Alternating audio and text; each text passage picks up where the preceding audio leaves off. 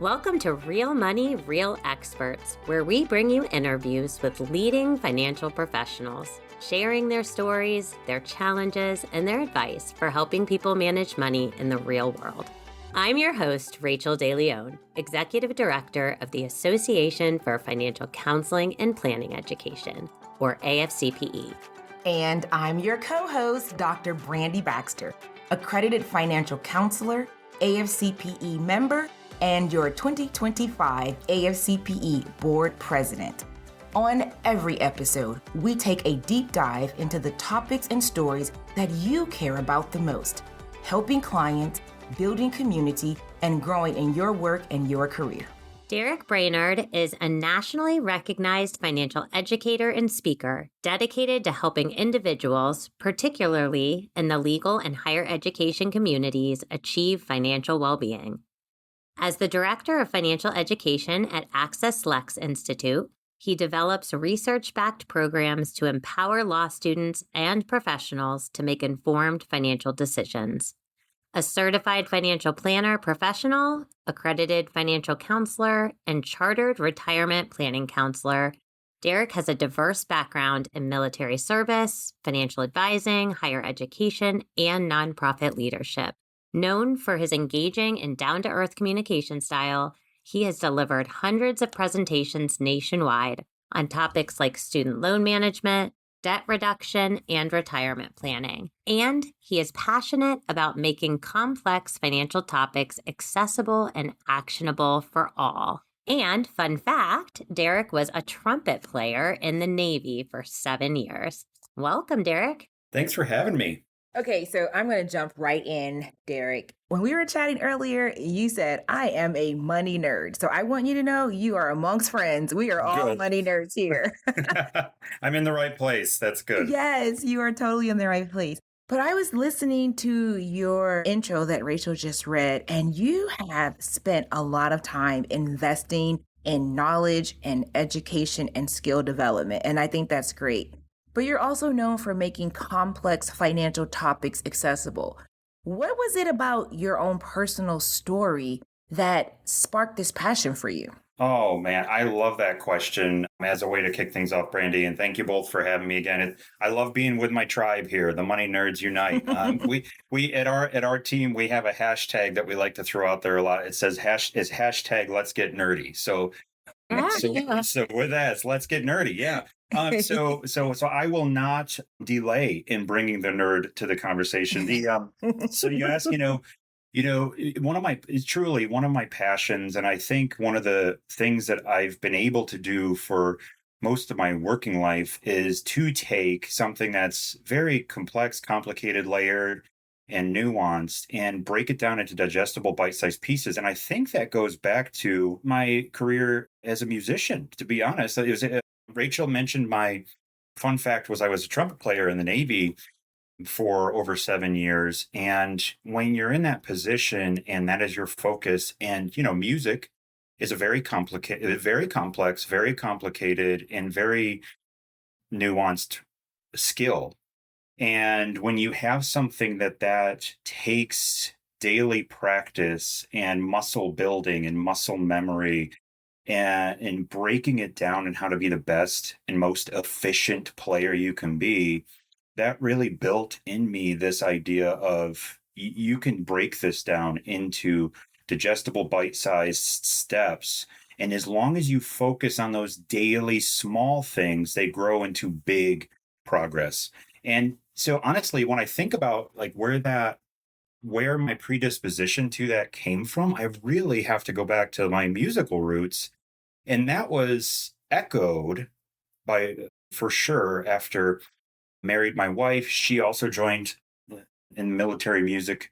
And we spent our first few years of marriage working together to systematically, slowly, but steadily pay down all of our debt, like our student loan debt, in all of our loans, credit card, anything we had, you name it, car loans, right? We had all of it.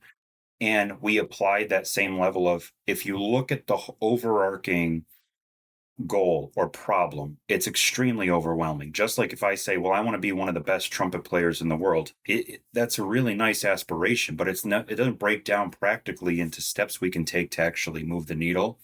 And and when we were working together in the Navy to do that, pay down our debt and start to manage our money together with a plan, it was that same level of discipline and breaking down the complexity of the goal into bite-sized pieces that I was able to build, apply, and after that, it sort of made finance, financial services, personal finance management, and coaching and counseling. It was sort of a natural career change because I had done a lot of this. It's a similar skill. It was just about the knowledge gain, Brandy, that you mentioned. And thankfully there's just tons of places to get that knowledge. It's about the underlying skill of change coaching and change management to align our money management with our life goals. That is so fundamental. So told you I wasn't going to hesitate bringing in the nerd to the conversation. But that's a great question and I love it. I love what you said about life goals. And I think you were really drawn to personal finance and money and really found an aptitude for it. But I think for a lot of people out there, it's a means to an end. And, we have to learn about money because just what you said, it helps us achieve those life goals and those dreams that we want to get to. So, I think when you can break those down into bite-sized pieces for people and tie it back to those life goals, it becomes really meaningful for everyone. Yeah, you have to start with it's that age-old sort of coaching 101. If you want to, center coaching and counseling around goals, you start with goals because goals are necessary. They're good to have, but goals in and of themselves don't motivate. We always talk about, James Clear's book, Atomic Habits, and a lot of the education that we do at our center, the Center for Education and Financial Capability here at AccessLex. It's one of our go-to books that we refer to folks. And he says, you don't rise to the level of your goals. We fall to the level of our habits. And it's good to start with goals because we have to have some end in mind. But what people so often do, when we do our coaching through our service, we primarily work with law students, right? We work with thousands of law students across the country through our coaching platforms. And what we find is people have this idea in their mind that we have to start with a financial goal, a number goal. Okay, I need to have $500 in a savings account, or I need to borrow X number of dollars, or try to keep it under a certain borrowing number, or I need to have a monthly payment of X when I graduate from law school and start working, or I need to, those types of goals. But the problem is numbers don't motivate the same way as tying them to the life goal initially. And so I need to have a payment under X number of dollars a month after graduation so that I can qualify for a mortgage and start my life. Or I need to have an emergency fund of $500 so that if I need to replace my tire or my laptop on my way to school one day, I can, and I can still make class and persist academically so that I can do my dream job. So this is what I always come back to this, financial goals are really just life goals that require financial action. You have to start with the why, and tie it to your real life and then back it up with the numbers and then reverse engineer those numbers into daily actionable steps and activities. Okay, so Derek, you and I are totally speaking the same language. Little known fact to our listeners, I too played an instrument, not while I was in the military, but I did play an instrument when I was in high school. And as you were talking about breaking things down into smaller bite-sized pieces so that it's more manageable, and then kind of compounding it, if you will. Nice. Thank you. To the bigger goal, I think that's a really important thing for us to remember as financial professionals, especially when dealing with our clients, but also when dealing with ourselves. And I noticed in your bio that you also talked about having this interest in student loan management, and you shared how you and your wife kind of had a plan and tackled this yourself. What do you think is important for financial professionals working with clients who are dealing with a lot of the changes that we see happening in financial services, including student loans?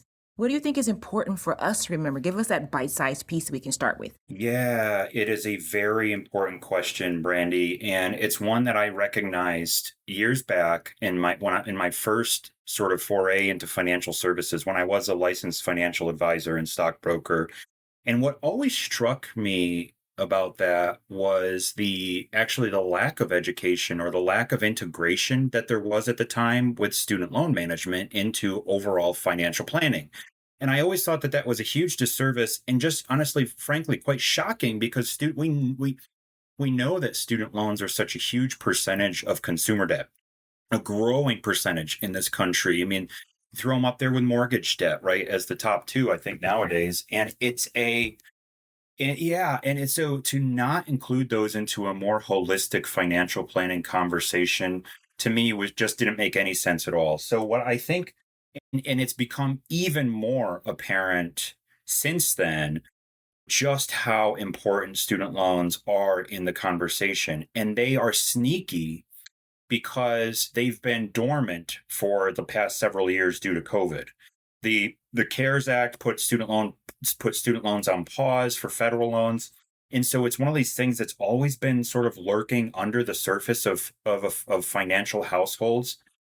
And now it's waking up. And now it's going to start rearing its ugly head for so many folks. And that's why you see delinquencies and even and soon defaults skyrocketing on student loans in the Fed data. And that's really important to pay attention to if you're a financial coach or financial counselor. So first things first, you got to build an awareness about the problem, the issue, and be a student of how student loans actually work if you're a financial coach, because I guarantee if it's not impacting your client that you're working with right now, it's probably impacting someone that they love or someone in their network. And those people are going to need help. They're going to need help. If they don't need it already, they will soon.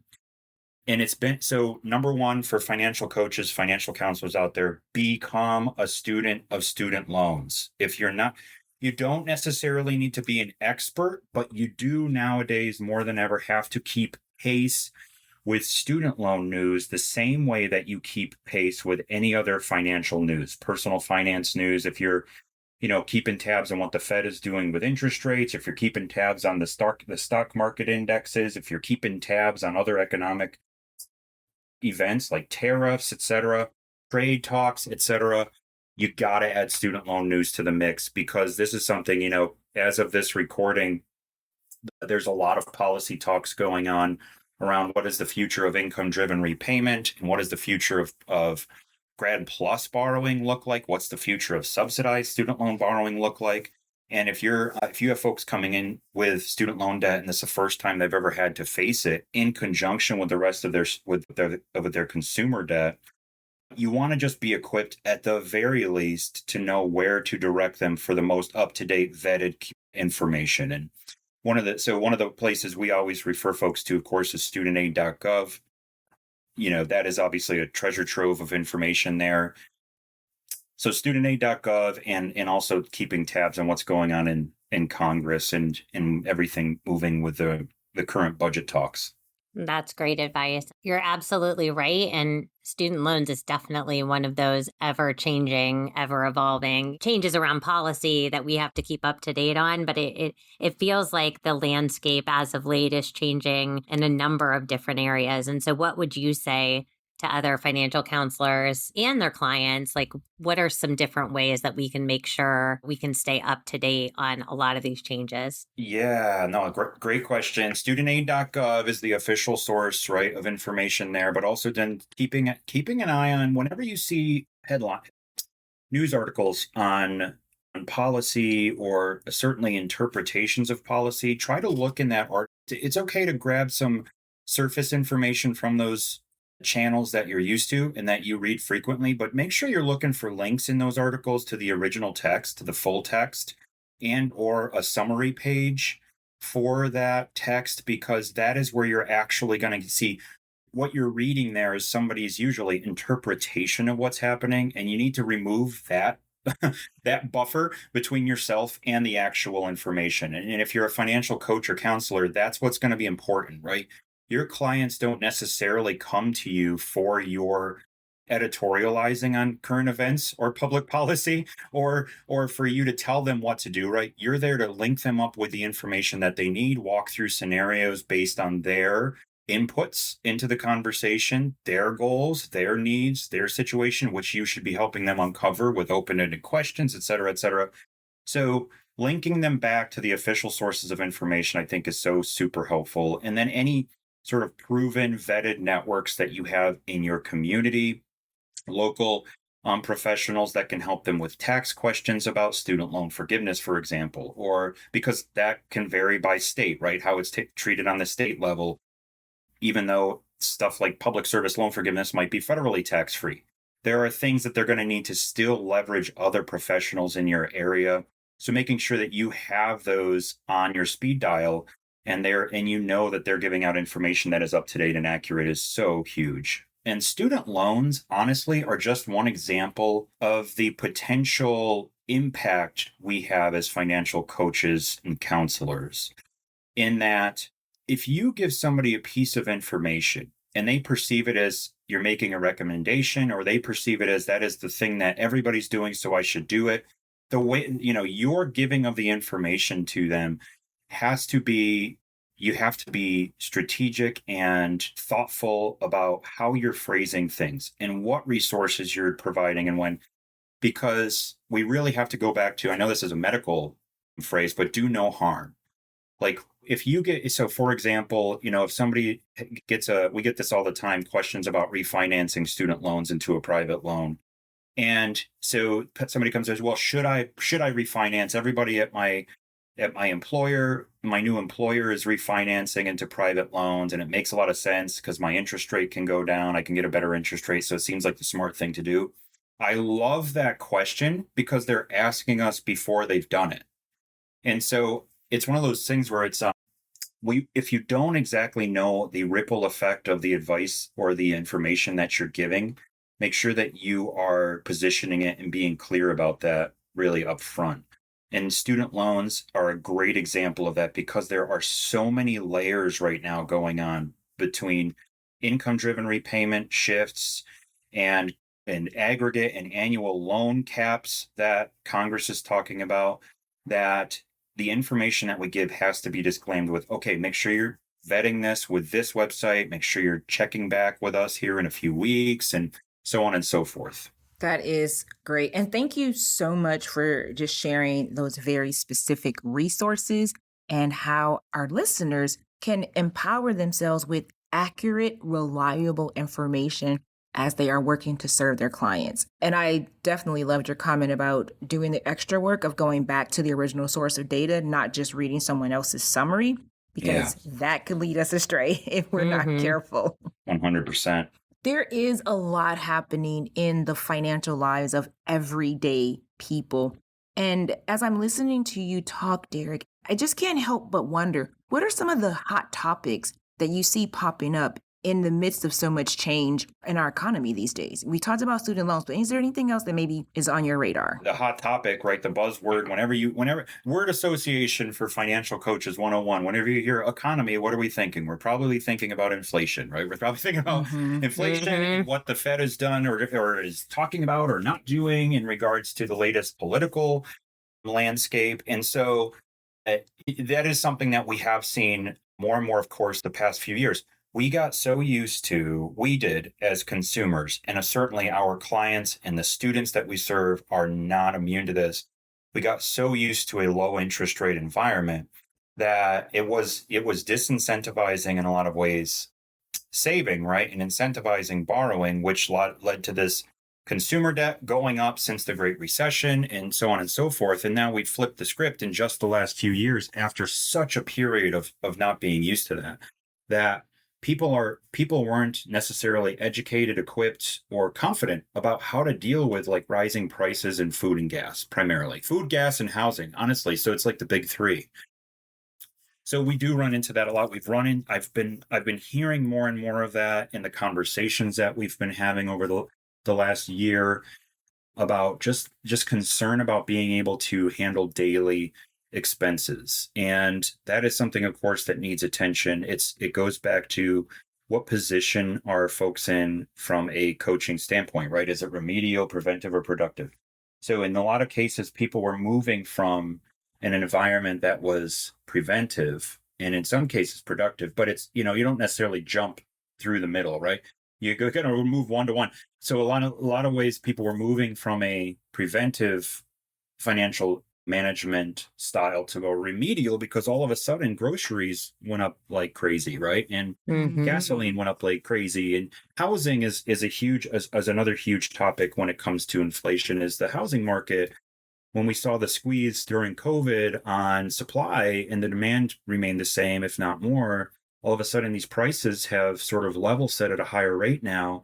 And even though there is this sort of disinflation where it's like sort of slowed down in the inflation, they're still not going down, right? In a lot of areas. So that's impacting a lot of first-time home buyers. And coupling that with now this higher interest rate environment, we are seeing more. I've been seeing a lot more of that in our conversations with our callers and the folks that we serve. So real estate, daily expenses, and then the other thing is just uncertainty about the future, right? Whenever you have, it doesn't matter what administration you have and what way they lean. Whenever you have change, right, at any level, markets don't love that, and people, it's hard for people to manage their money, not exactly knowing where things are going, and especially in a high change sort of environment. You sort of resort back to, are we building up a cash cushion? Are we moving our more risk exposed investments to safer ones? What are we doing about career changes? And so part of the work that we do at AccessLex Institute is we do talk to younger professionals, and we've partnered with the ABA to do surveys of young lawyers and how student loan debt has impacted their early career. And a lot of the things that we've found in those surveys are things like debt load impacts, delaying. It causes young professionals to delay life decisions like starting a family or buying a house, whether it's because they quite literally can't qualify for a mortgage or they're very debt adverse. So having a high debt to income ratio, there's a perception that they can't or shouldn't buy a house, right? They're delaying those decisions. And then they're also making career decisions based on it, moving into maybe a higher paying private type of employment versus a public service employment where their passions really lie, not necessarily knowing that too much about public service loan forgiveness or not trusting that it's going to be around, right? Because it's sort of been thrown in the mix with a lot of these, especially with the Department of Ed negotiated rulemaking going on around that. So there's a lot of that too. So there's uncertainty, inflation, all of these things have come together to build this perfect storm where consumers right now are just, I think there's a lot of trepidation around that. But then you couple that with the habits that we've had over the last decade of sort of being able to getting accustomed to lower prices and lower interest rates.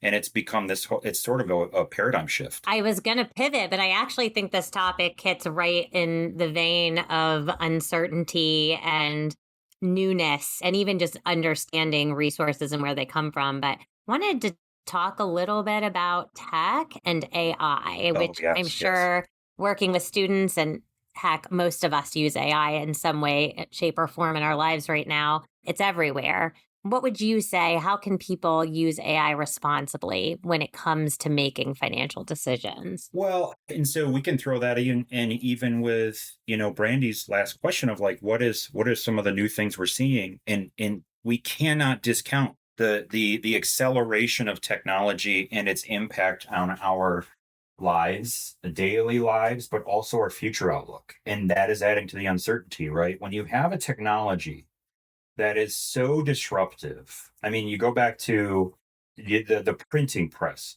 and then you go back to, and then you fast forward to, radio, and then you fast forward to TV, and now you fast forward to AI. It's a seismic shift in how we interact with each other, and it's a seismic shift in how we interact with information on a large scale. And we're already seeing that. Of course, like you said, Rachel, if we all use AI in some capacity, whether or not we know it or like it, we are using it. Okay. Right. I'm telling you, I went up we just went up to a lake, a cabin on a lake, took the kids up there for a couple days of fishing and just getting out of town for a couple days. And you think that you're unplugged. Well, guess what? I turned the second day we were in this little cabin in the woods, I looked over and there was an Alexa thing on the side table. And I was like, are you kidding me? I was like, we can't even get out of it. And she's out there in the woods listening with us. But but no, it's like, you just can't escape it. For sure, he was going to say a smartwatch. I'm guilty of the smartwatch. You know, yeah, right. If you have a smartwatch, you're never alone, right? But no, seriously, it's just now it's at a very accelerated pace becoming interwoven in the fabric of all of our lives and our clients' lives. And so it goes back to when I was saying be a student of student loans, we also have to be a student of how and where our clients are getting information. And so as a coach and counselor, sometimes there is a natural sort of resistance to new technology and or new financial platforms because we think and we know there are time-tested, like proven concepts and platforms that we can be using to help people manage their money. But so if I'm just sticking with a pen or paper, one of the favorites of mine and actually a lot of the people we work with is still Excel, right? Spreadsheets still rule the day in a lot of ways. But if we're not aware of the type of technology that our clients are using to gain information and access information, then we really are sort of doing them a disservice because we at least want to know what they're experiencing and why they're hearing the things they're hearing and where they're getting it from so that we can speak to it in an informed way and not a biased way. If you have some sort of perspective on technology that says, just because you heard it from, social means it's probably not right or accurate. Well, that's not necessarily true, right? Some things in social media can be useful if applied in a strategic, practical way in the right situation. And the same thing with AI, like it has a function. So to build an awareness around it and understand, okay, you know what? If you want to search like a general financial question on ChatGPT, that's a great start. And you're going to get some awesome information. You can get a really deep search, some nice research there. And it's a great starting point. I think about it as a funnel of sort of financial coaching. If you want to start at the top of the funnel by asking AI or ChatGPT or a robo-advisor a question, right? And getting a bunch of information just thrown at you at once to sort of get you in the ballpark of knowledge, great. Now, go further down the funnel. Don't just stop there and make a decision, right? Now go further down the funnel, attend a webinar, read a book, listen to a podcast to refine that knowledge and information. And then when you're ready and you've developed some specific application questions for your situation, talk to a coach, talk to a counselor. And that's at the bottom of the funnel because there you're moving from global to specific. You're moving from universal to practical and tactical. So that coach is going to be the one that's going to give you that organic feedback. And that's a phrase I've been throwing out a lot lately, this organic versus artificial interaction in money counseling. Yeah, it's really interesting because remember, what is one of the tenets of good financial counseling is open-ended questions, right? Open-ended questions help somebody they lead them down a path of self-discovery. Even if you kind of know what's the best outcome for them, if you're asking them open-ended questions, they're going to get there by themselves, which of course will translate to a higher percentage chance of them actually acting on it. So an AI can't do that. It may be able to ask some like clarifying feedback questions as of right now, right? Clarifying feedback questions on some inputs that the users put in, but it's not going to have that same level of organic interaction that we do. So in a lot of ways, remember where we stand as a value proposition to our clients is we are the organic bottom of the funnel. I love that. And I think I like that angle of it. And as our kids go through school and, this new generation is entering life directly with this kind of technology, it's just learning how to use it as a tool that actually works for you, because it is helpful if a client comes with some knowledge of concepts, because they can ask better questions and you can, you're not just educating, but now you're taking it a little deeper and letting them better understand how to apply that knowledge to their own situation. Totally, 100%. Love that. I love it too because it also, as a financial counselor coach, what I'm hearing is I've got to get out of my own way and think that I have to have all the information and really partner with the client in their own financial journey. So excellent. Love it. All the things. Thank you so much, Derek. Okay, one of the things that Rachel and I have done, we like to ask our guests to give their 2 cents. So we've been kind of building this bank of knowledge, if you will. So Derek, what 2 cents would you like to add to our knowledge bank? Yeah, I would just say be a student. It goes back to sort of this common theme that we have been talking about through this whole conversation, which is be a student of your clients' perspectives. Learn about the world that they live in and where they're getting the information from and why they're seeking the information the way they are and what are their actual life goals, right? At the end of the day, it's good to know the latest interest rates and the latest tax brackets and and the latest capital gains tax rates and the latest student loan policy. But if you don't know your clients or the people that you're serving and what's driving their pain or their needs, then none of that information is going to be aligned properly. So my 2 cents is just the most effective financial counselors and the most effective financial coaches at the end of the day are really students of their clients and understanding what's driving them. Derek, thank you so much for coming on and sharing your journey and your 2 cents with us today. For all our listeners out there, where can they connect with you? Absolutely. So AccessLex Institute, we have our main website, accesslex.org, that is filled with every service and program that we offer to the almost 200 ABA accredited law schools that we serve across the country as our member schools. And one of the primary tools and services that our specific team uses to service our population of law students that we serve is Access Connects. And this is a free financial coaching service where folks can go on the website. It's actually open to anybody that wants to use it. And it is at accesslex.org/accessconnects, all one word, AccessConnex. And that's free 30-minute financial coaching calls with our staff. And our staff are all, as I know that and you'll be happy to hear, they're all accredited financial counselors. It's one of the things that we make sure of before they're taking calls and talking to folks. But a lot of folks also on our staff have specific passions and credentials that really drive them, stuff they love to talk about.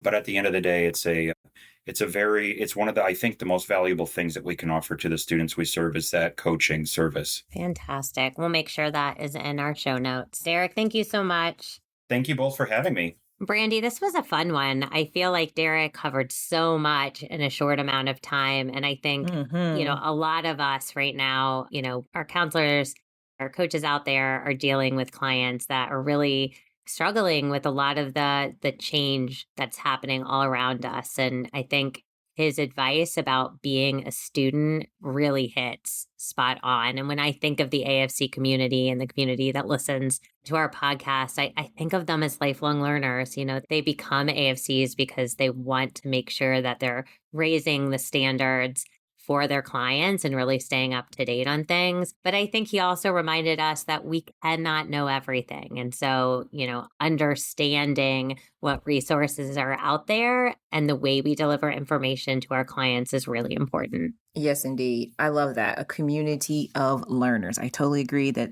our listeners fit that description. As a financial coach myself, I totally was embracing everything he said about how we are with our clients and how we ask right questions and the importance of being careful of how we communicate and what we communicate so that we're not accidentally sounding as if this one way is the only way or this one source is the only source. And he summed it up beautifully with the comment from the medical community where he said, do no harm. And I know in several coaching programs that I've been a part of, that's been really a key takeaway is that as a coach, you just want to have that in your mind that you don't want to accidentally harm your client. And the best way to do that, like you said, is to be a student of the topic so that you know what you're talking about. My other favorite takeaway was when he said, hey, it's great to read some of the content that you're already reading online and pull in some information, but dig a little bit deeper. Go back to the original source, go back to the original article, and really educate yourself. I just think that that's going to make all of us head and shoulders above where we are currently if we do that layer of work so that we can best serve our clients. I agree with you, Rachel. Another great episode, super fun chatting with Derek, and I think our audience will find this one as a keeper. The opinions of our podcast guests are their own, which means that their stories, views, or lived experiences may differ from yours or mine. However, the one thing you will always find on this show is a common thread. Our guests are passionate about helping people with their money to improve their lives, and they believe in upholding high standards for the clients and the communities that they serve. We encourage you to tune in to Real Money, Real Experts with open curiosity. Why? Because it's oftentimes in the conversations where viewpoints or stories differ from our own that we learn the most.